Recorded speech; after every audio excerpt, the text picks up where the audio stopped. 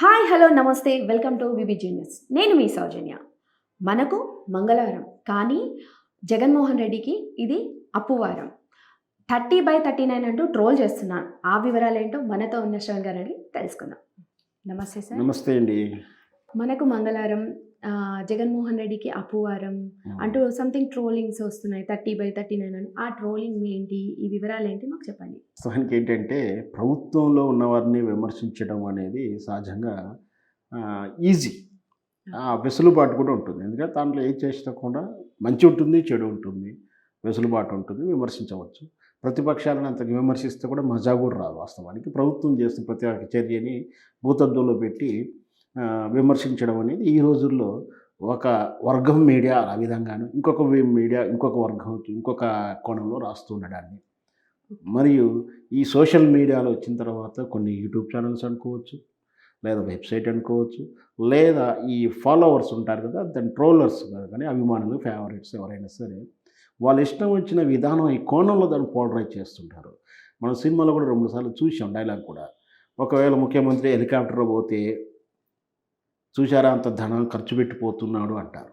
లేదు కింద నుంచి కారులో వెళ్తే అమూల్యమైనటువంటి సమయం వృధా చేస్తున్నాడు, స్పీడ్గా పని చేయాలి కదా అనేది ఇంకో రకం అంటారు. లేదు అక్కడ ఏదైనా నక్సలైట్ల ప్రాంత ఏరియాకి వెళ్తున్నాం అనుకోండి, అప్పుడు కూడా ఏమంటారు, ప్రమాదం జరిగితే ఎవరు బాధ్యులు వహిస్తారు. ఇట్లా ఏదో ఒకటి అంటే కూర్చున్న తప్పే, నిలబడే తప్పే, ఈ విధంగా ప్రతిదీ విమర్శించడానికి కాదేది కానరావు అన్నట్టుగా ఏదైనా విమర్శిస్తూ ఉంటారు. నిజంగా కూడా కొన్ని సందర్భాల్లో అది విమర్శలు కూడా ఉండాలి, అవి కొన్ని సహేతుకంగా కూడా ఉంటాయి. కానీ కొన్ని భూతద్దంలో పెట్టి చూసి ఎటకారంగాను మరీ నైతికంగా లేకుండా దిగజారినట్టుగా కొన్ని కథనాలు కొన్ని వెబ్సైట్లలో కొన్ని సోషల్ మీడియా ప్లాట్ఫామ్లో చూస్తుంటాం. ఆ తరహా చెందిందే ఈ వార్త.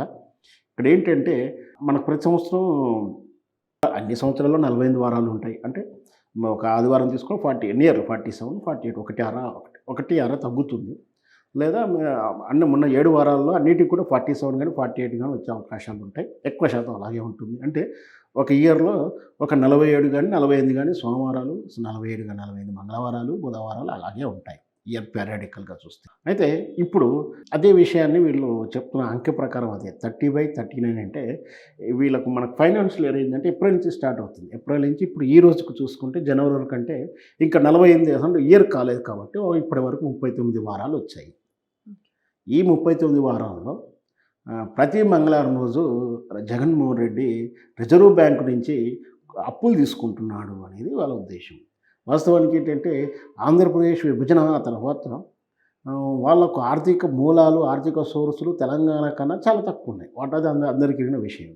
పైగా అక్కడ ఎదుగుతున్న క్రమంలో పెట్టుబడులు రావాల్సిన క్రమంలో వాళ్ళకి ఆ లోకల్ రాజకీయాల వల్ల, పడి రాజకీయాల వల్ల, ఈ ఏంటంటే అక్కడ తెలుగుదేశం పార్టీలు వైఎస్ఆర్పీ చేసినటువంటి రాజకీయాల వల్ల పెట్టుబడులు కూడా అంతకు రాలేదు.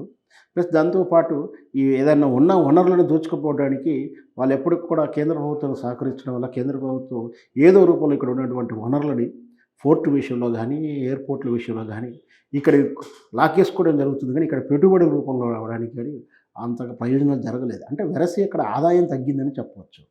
తప్పని పరిస్థితుల్లో వీళ్ళు సంక్షేమ పథకాలు కూడా భారీ ఎత్తున పెట్టారు. ప్రజలకు ఉచిత పథకాలు, పంపిణీ పథకాలు అని చెప్పొచ్చు. నిజంగా కూడా గతంలో తమిళనాడు కన్నా ఘోరంగా అయితే లేదు, కానీ ఇప్పుడున్న సమకాలీక రాజకీయాలలో మాత్రం ఆంధ్రప్రదేశ్లోనే చాలా ఉదాసీనమైన పథకాలు ఎక్కువ ఉన్నాయి. అది సంక్షేమం పేరున జరుగుతున్నప్పటికీ ఆర్థిక పరిస్థితులు పొటెన్షియాలిటీ ప్రకారం చూస్తే మాత్రం అది ప్రమాదకర పరిస్థితిలో ఉంది.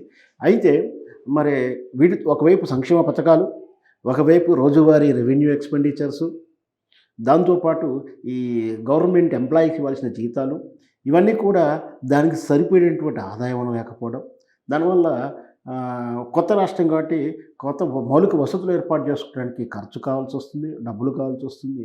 వెరసి వాళ్ళకు ఎప్పటికీ లోటు బడ్జెట్. ఇంకా ఆ లోటు బడ్జెట్ కూడా ఎలా అంటే నెలకి ఇవ్వాల్సిన జీతాలు, రోజువారీ పెట్టే ఖర్చులకు కూడా అప్పు చేయాల్సిన పరిస్థితి, వడ్డీల కోసం అప్పులు చేయాల్సి వస్తుంది, అసలు కోసం అప్పులు చేయాల్సి వస్తుంది, ప్రాజెక్టుల మాట, మౌలిక వసతుల మాట దేవుడు అరుగు. ఇంత బలహీనటువంటి పరిస్థితుల్లో సంక్షేమ పథకాలు భారీ ఎత్తున ఇవ్వడం వల్ల ఇంకా కుదేలినటువంటి ఆర్థిక వ్యవస్థకు జగన్మోహన్ రెడ్డి గారు ఏం చేయలేక రకరకాలైనటువంటి సోర్సులు వాడుకుంటూ మినిమం అంటే లాస్ట్ చివరి అవకాశం కూడా వాడుకుంటూ ప్రతి వారం రిజర్వ్ బ్యాంకు వెళ్ళి అంటే మండే అప్లికేషన్ పెట్టుకుంటే వాళ్ళు మంగళవారం శాంక్షన్ చేస్తున్నారు. ఈ విధంగా ప్రతి వారం అప్పు తెస్తూ ఉన్నాడు. పోయిన ఆర్థిక సంవత్సరం ఏప్రిల్ నుంచి ఈరోజు జనవరి ఇప్పుడు 2వ వారానికి వస్తే సుమారు 39 వారాలు వచ్చినాయి. 39 వారాలలో 10 వారాలు తీసేసి 9 వారాలు తీస్తే 30 వారాలు 30 మంగళవారాలు ఆయన అమౌంట్ డ్రా చేశాడు, అప్పు తీసుకున్నాడు. సుమారు అవి 59,000 కోట్ల రూపాయలు. అంటే 59,000 కోట్లు అంటే మాటలేం కాదు. అంత అమౌంట్ తెచ్చి జీతాలు ఇవ్వడానికో ఏం చేశాడనేది అది ఆర్థిక శాఖను చూసుకుంటుంది. సో ఈ విషయం తెలుసుకున్నటువంటి టీడీపీ వాళ్ళు కానీ లేదా వైఎస్ఆర్పి ఆపోజిట్ వర్గం కానీ మనం ప్రతి మంగళవారం కానీ జగన్మోహన్ రెడ్డికి అప్పు వారం అయిపోయింది, ఇది అప్పు డేగా మారిపోయింది. మంగళవారం వస్తుందంటే ఆయన అప్పు చేస్తున్నాడు. సో గతంలో కూడా అతన్ని ప్రతి శుక్రవారం కోర్టుకు వెళ్ళే పరిస్థితులు ఉన్నప్పుడు ఆయన ఫ్రైడే పక్షాన్ని అక్కడ ట్రోల్ చేశారు.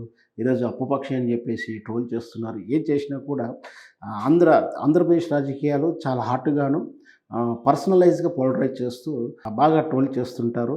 అందుకని అక్కడ రాజకీయం అంటేనే కొందరు సాఫ్ట్గా ఉండేవాళ్ళు కానీ ఉన్నత వర్గాల నుంచి రాజకీయాలు రావడానికి కొంచెం భయపడుతుంటారు. సో ఇలాంటి ట్రోలింగ్ జరుగుతుంది. ఆ ట్రోలింగ్లో భాగంగానే ఇప్పుడు మీరు అన్నటువంటి 30/39 అంటే 39 వారాల్లో 30 వారాలు అప్పు చేశాడనేది దాని ఉద్దేశం. Okay, thank you sir. Thank you అండి. విన్నారు కదండి, మరిన్ని వార్తలతో మీ ముందుంటాం.